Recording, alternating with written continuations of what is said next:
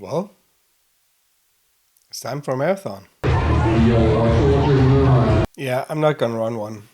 Those days are over. But I photographed one, and today I would like to tell you about it. This fall, the annual half and full marathon in Odense took place. And since Odense is the birthplace of world-renowned fairy tale writer Hans Christian Andersen, the marathon is named after him, like many other things in and around Odense.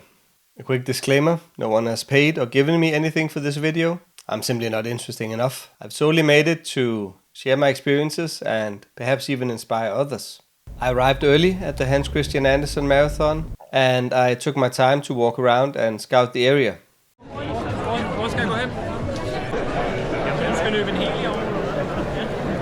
My intention was to focus on 3 parts of the race: the pre-race, the race itself, and the finish line, focusing on the full marathon winners crossing it. I had decided to put a lot of effort into the pre-race. In my last video I photographed a band and I talked about the tense atmosphere just before they got on stage. Photographing the HCA Marathon pre-race had a lot of similarities. The runners had put a lot of energy into training and preparation, and on race day it all came together, so the atmosphere was very tense just before the start. I don't know the number, but for quite a few it was also their first long distance race, but everyone was nervous though, both experienced runners and newbies. They had a million thoughts in their heads, and they showed very little or no interest in a photographer. Or perhaps it was just me they found uninteresting. The closer we got to the start, the more focused and intense the runners looked, which was what I was trying to capture at that stage. I wanted to get close and sharp images, but I also wanted to leave the runners to themselves and not impose myself or my camera on them. So I used my 70-200mm f2.8 lens. The officials at the starting line offered me a very good view of the start, so I gladly accepted the opportunity.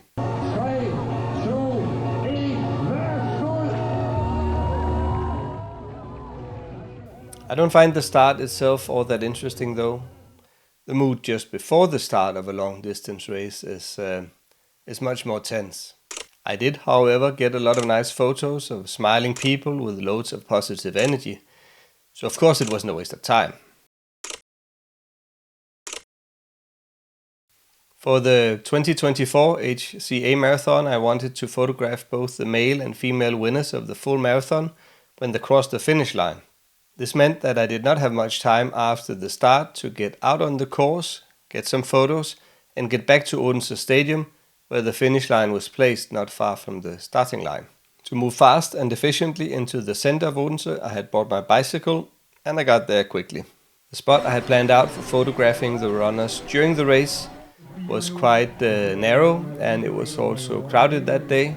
But I had the idea to use a very wide 14mm lens and play with that focal length in those surroundings. I think the photographs turned out a bit too messy, but there are some interesting and different shots among. And it's definitely not the last time I'll try out that focal length at a marathon. Besides that, I wasn't doing a royal wedding as the only photographer, and I had no obligations. So it was just an obvious opportunity to experiment and play around. I also used my 70-200mm again, and I got some nice shots of the runners, but it was still quite early in the race, about 12 kilometers, so the struggle hadn't really begun yet and doesn't show all that much on the photos.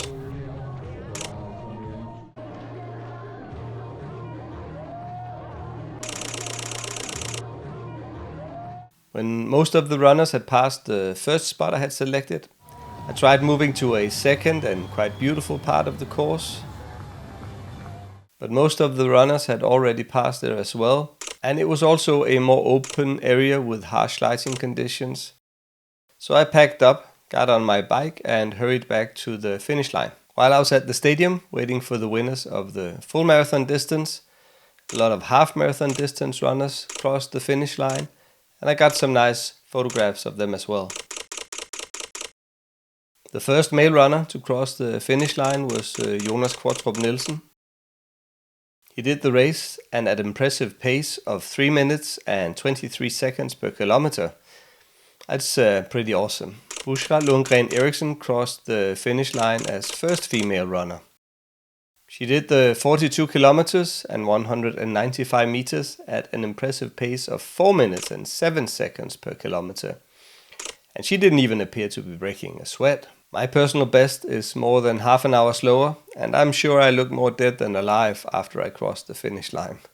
I didn't have any more time to stick around, but the entire post-race, not just the first few minutes after the finish line, would also have been interesting to photograph. I need to get out there and test some more setups, and so do you if you feel inspired to try it out. I'm using the Sony A9 III as my main camera, and I really love it.